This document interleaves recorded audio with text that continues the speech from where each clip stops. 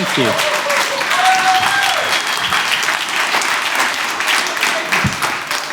You know, that is pretty effective, that. I feel properly hyped up. Yeah, everyone who runs events, do that. It might feel awkward on that side, but it really works this side.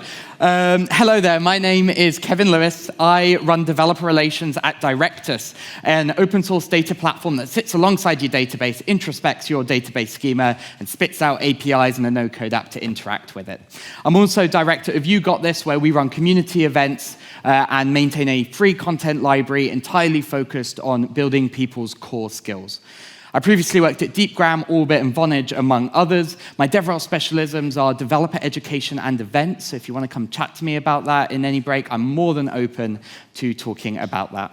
You can find me as @_PHZM, both on Twitter and on Mastodon using @LWS.io. You can find a summary of this talk, so you don't necessarily need to take notes. So if you want to, I won't stop you. But if you want a summary of this talk, I've popped it all on my website at lws.io now. So there it is. So I wanted to take a moment just to situate this talk, because the word demos can mean many things. So demos can mean that demos can be used to describe live sessions that we give to developers, perhaps at events or online. In fact, Naomi Pentrell did a fantastic talk about building convincing demos at last year's DevRelCon online.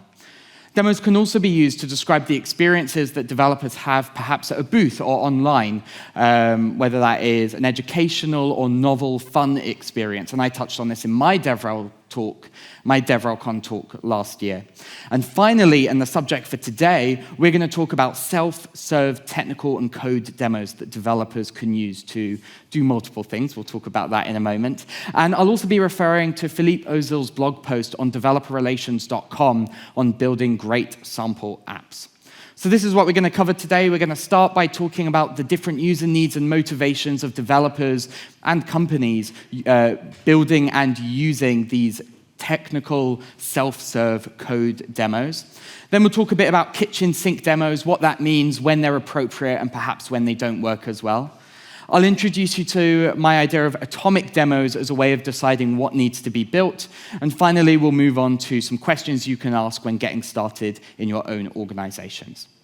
So let's start by talking about the user motivations. And I propose that there are three kind of core motivations for businesses and developers using these kinds of demos. They are not mutually exclusive, but they are as follows. Firstly, inspiration. Inspirational demos demonstrate your features in interesting, fun, or novel ways to draw in new and existing users. They're really powerful for discovery and marketing, and sometimes have the privilege of doing rounds on social media. An example of something like this is using Ably to create a fun multiplayer game that looks really great and people have lots of fun using. Gets people in the door. Next is evaluation. And evaluation demos support your company or organization in, well, helping people decide to actually jump in and use your technology, or win comparisons with competitors. Now, these sometimes overlap with the business needs of inspirational demos, but it isn't always the case. These specifically support sales activity. For example, showing how Directors can be used as a fully featured headless CMS with all of the features under the hood in order to convince someone to go ahead and use it. And finally, education. Now, educational demos show developers how to implement your product features in the context of their own projects. They're really powerful for developers learning, they're useful for solutions engineers, and also for success and support staff or functions like us.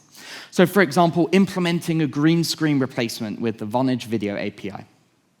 So, in summary, these are the three main motivations I find that businesses and developers have when they're approaching your demos.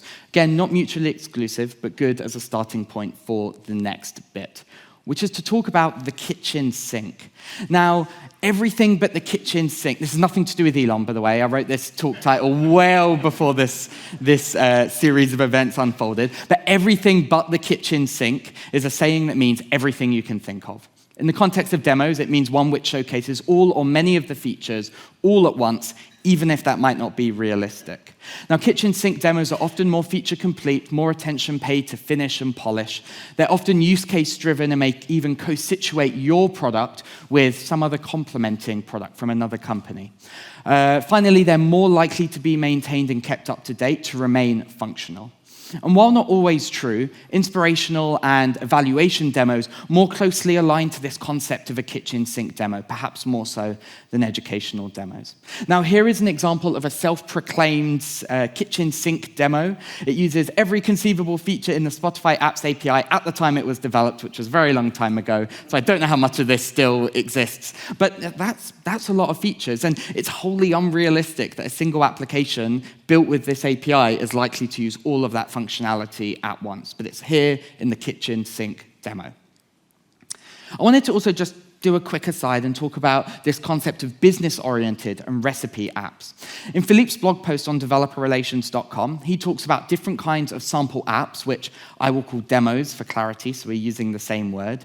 He describes two main kinds of demos. Firstly, business-oriented demos, which tell some kind of story tied to customer use cases, and recipe demos, which contain collections of small code snippets and code patterns that show how you would implement small discrete pieces of functionality.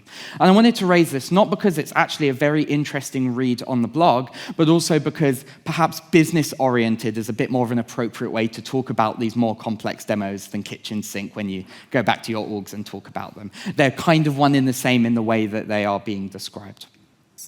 And make no mistake, developers learn in different ways. Some developers can jump straight into a complex code base and extract value. Some can read source code and understand what's going on, but this isn't a universal experience. So I want to talk about some challenges with these kitchen sink demos, and then we'll move into talking about perhaps an alternate approach or a complementing approach that you can also undertake.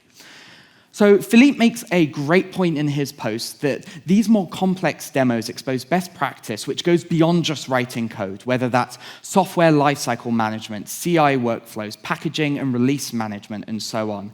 And while he presents this as useful, I don't think this is true in all cases, because the byproduct is you're having to teach a lot more than just your product, which might lead to confusion or a challenge for developers using this demo in understanding what is your product and what is the situational kind of environmental code that surrounds it, an environment that surrounds it. Next, believe it or not, all developers are opinionated in how they write code, and we are no different. And these set of opinions will bleed into how we write sample demos, generally more so the bigger and more complex they get. And if a developer is not familiar with our choices and patterns, it may then become difficult to understand what's going on. Using a front-end example, if you are familiar with Tailwind CSS and you use Tailwind in your little sample app, fantastic. If you're familiar with Tailwind, though, and imagine you don't and you jump into that project, what the heck is going on? There's so much going on in this code base, and now I'm really not sure kind of what I need to understand in order to progress. Demos intertwined with overly specific use cases might also make it difficult to kind of extract value for other, perhaps even similar use cases. So when learning from these demos, developers might kind of, even if it's just a mental block, feel that they're either locked into your very specific example or be able to extract nothing at all from your demo, even if technically they are similar or the same. And there's also challenges in complex demos as it pertains to us as developer relations practitioners. While it may sound obvious, they take way longer to build and they have a much bigger burden of maintenance. We're reaching the end of this section now, but I wanted to talk a bit about the uncanny valley. Can I see a show of hands of those of you who are familiar with this term? Okay. For those of you who don't, the uncanny valley describes the expectation and emotional response people have towards humanoid robots in relation to their realism. In that once they reach a level of realism, they stop being cute and start being hella creepy. And while it's not quite the same, the more realistic your demo is, the higher expectations developers will have of completeness, feature completeness, and polish. And in some ways, sometimes doing more work to build a better demo might actually lead to more disappointment in the eyes of the people using it. And finally, the more code in the project that isn't related to your product, the more explainers and education you need to do to explain them. And despite what many may think or hope, it is not always our job to teach people the prerequisite skills required to come to our technology. It's a stretch goal. It's not the goal. The goal is to teach people how to work with our technology. So you don't necessarily want to muddy your demos with a whole bunch of additional education requirements. So here's a summary of the challenges with kitchen sink demos. None are insurmountable, but they do take effort and time to overcome, especially as you start to kind of compound them and have to handle multiple at the same time. So we'll talk about how to build smaller demos in a moment, but I wanted to just open with why I think they're an excellent addition to your repertoire of educational content. And it comes down to basically solving the challenges I just mentioned. Developers can more easily lift and drop code from your demos into their projects with greater comprehension and without the need to understand or care about a specific use case. On our side, as the people building them, they take less time to build, there's less maintenance requirements, and we'll talk about this later, they can be used more easily as reference material later on when trying to support and educate developers. So let's talk about building smaller demos. And I want to introduce you to atomic design. This is a methodology for creating interface design systems created by Brad Frost. There's an excellent book about it. And while we're not building interfaces, there's a lot to be gained with this kind of mental model when building educational material. We're going to start with atoms. Atoms are foundational building blocks. They demonstrate the most basic functionality and features that your product offers in isolation. In the context of demos, we may call these getting started or X with Y, single feature, single language, framework, or environment, whatever is kind of applicable to your product. And you might end up having a lot of these in the end, but each one of these demos will make it clear the impact of a specific feature that you offer. To use a tangible example, how to send an SMS in Node.js with infobit. Not necessarily what my slides originally said, but we're going to say infobit. It is a specific feature. It is a specific environment language. So it's really clear what you're doing. There's no more cruft around it. Now, in atomic design, molecules are relatively simple groups of features that work together as a unit. They still generally are independent of use case, but they start to demonstrate complementing offerings you have. Or perhaps they co-situate your features with complementary kind of third-party platforms or partners. An example here, using DeepGram's speech recognition API and combining three of their features, speaker detection, paragraphing, and punctuation for a human-readable transcript. It doesn't talk about the use case, but it's talking about how you combine these various units of features together. Moving on, organisms are more elaborate, and they start to provide context for features being presented together. This is a very typical demo type for DevRel, and that we start to build meaningful functionality, which may at this point introduce some context or use case. For example, while a molecule might be on trigger sending an email, an organism might be sending an email on an abandoned cart. Now you also need to build logic for the abandoned cart feature in order for this to work, but it's now more use case kind of contextually placed.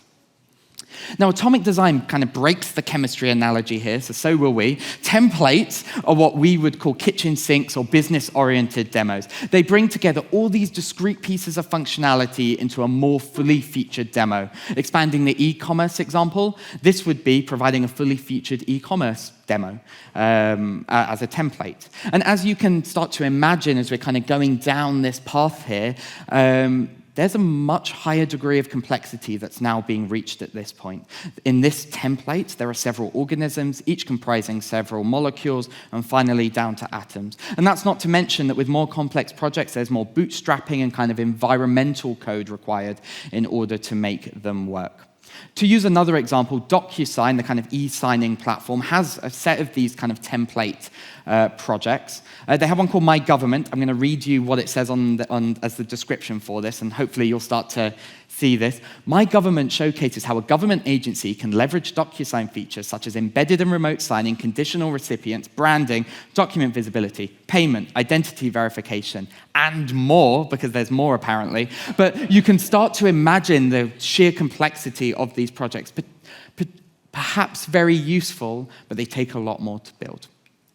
Finally, pages. Now, pages are specific implementations of projects. So you might build a template for, a content page, and then you would have the implementations of that template. In the context of demos, this doesn't really exist as much. This is where we're starting to talk about user-specific implementations. It's a developer taking your template and applying it. This is less about demos and more about supporting an actual developer building with that demo.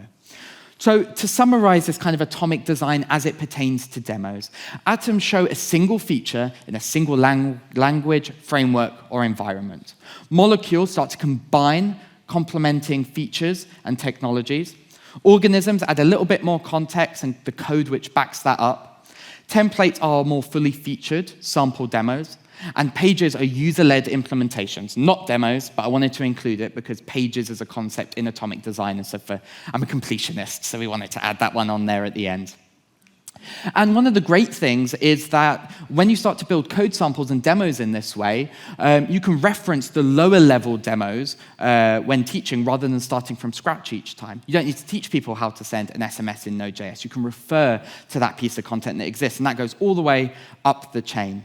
This also supports the maintainability up the chain because when things change, you don't have to change it in as many places, which in turn gives your content and your demos a longer shelf life.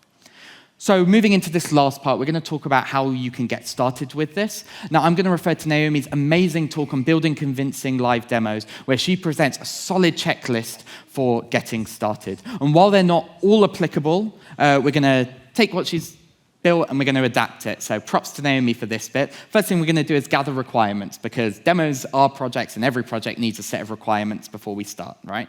So you're going to ask some questions of everyone involved. Firstly, what specifically are you trying to demonstrate? What specific list of features are and aren't we demonstrating with this demo? What is the business and user goal? It can be any of inspiring, evaluating, or educating, or perhaps multiple. Who is the audience member? What industry are they in? Do they have a specific language or framework affinity? What's their tech stack, their experience? And finally, who are the internal stakeholders who you need to work with in order to design and deliver and maintain this demo? As part of this gathering of requirements, you also need to agree up front with all stakeholders whether this demo is going to be an atom, a molecule, an organism, or a template. And agreeing up front means you can protect yourself from future scope creep and know when you're done and it's actually ready to make it out the door. You also want to understand straight away who's going to maintain this. Every demo has maintenance requirements, and it should be agreed up front who this work belongs with and that capacity is carved out at the start. The more complex a demo, the more regularly you'll need to go back to it and the more time you'll need to spend each time. These questions are absolutely critical for making sure that demos actually make it out the door, are useful, and are maintained. And so finally, some closing thoughts. Firstly, don't compromise the goals of DevRel when building demos. Developer relations overlap so many other teams' interests, so you have to make sure to gather requirements and agree the scope of a demo before starting and make sure that that is written down and we all agree. Because we so often give our time and energy to other teams' goals, we sometimes jeopardize our own. So to give you a tangible example here, you may agree to build a demo in the style of a molecule, and someone in another team, for example, sales or marketing, I'm specifically using these examples because it is generally in the interest of sales and marketing functions to have more feature complete and polished demos. They may push you to add those features or polish, which then make the demo hard to use as an educational resource. So be aware of this, push back with your original statement of work. That doesn't mean you can't have two demos that are similar but at various levels of completion. Perfectionism, it can be a distraction. There is always something more to build. There is always some more polish to add. But you have to ask yourself, is this going to help me teach developers how to use the thing? Or, perhaps if that is your goal, right? If your goal is to educate. And if the answer is no, you shouldn't be adding that polish. You shouldn't be adding that line of code. You shouldn't be adding those attributes. You shouldn't be adding that styling because it isn't helping the end goal. And while they might be more straightforward, these kind of lower level demos, these atoms and these molecules in particular, are really important to keep up to date because in theory, the lower level they are, the more they are referenced elsewhere. And finally, while this talk is specifically about building demos, this approach influences how I create other educational material as well, and hopefully you have got some value out of it and you can go and make some wicked small demos. Thank you very much.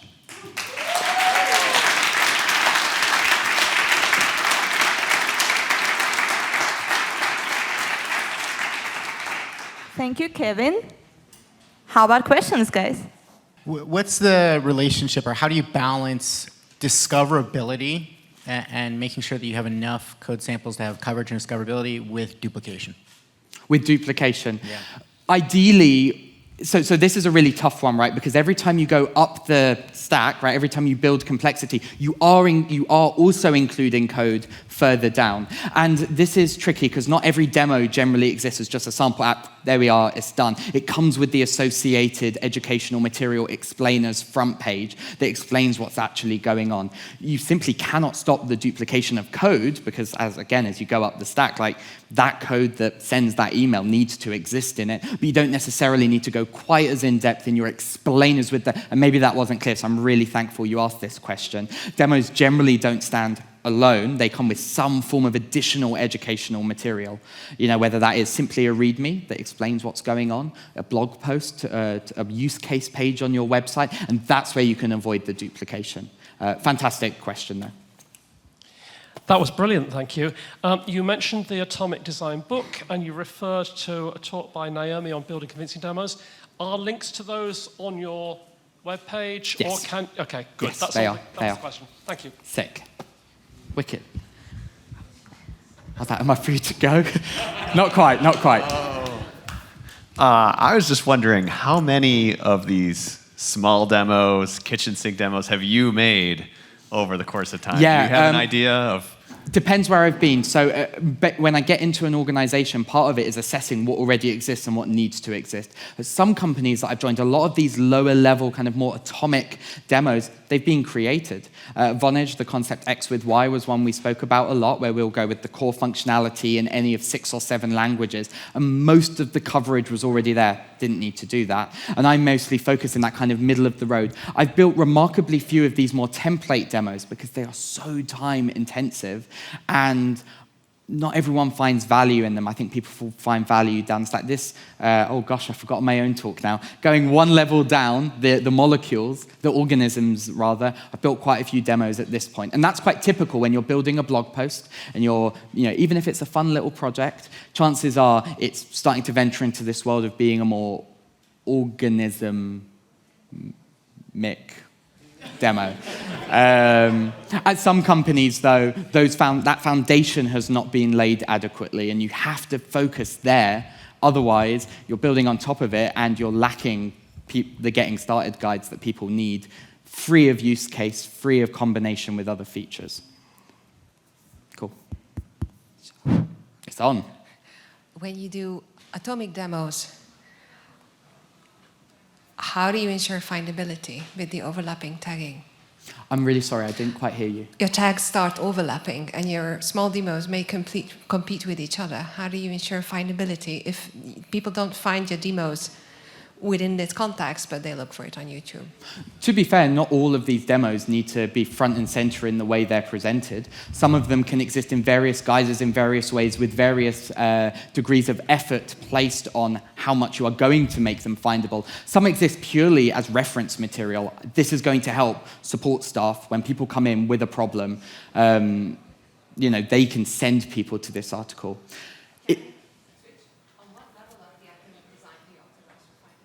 The question was, at what point along this spectrum of atomic design are you optimizing for findability? Don't know. I could stand here and I could spill off the top of my head, and I'd be interested in talking to people about this in the break. But the real answer is, I don't know. I think every project has different demands of information architecture and how people navigate documentation and blogs and tutorials and use search to find what they need. I don't know even if there is a universal answer to this because people's needs are different. But I don't know. I don't have an answer for you. Sorry. Am I free to go? Yeah! Yay!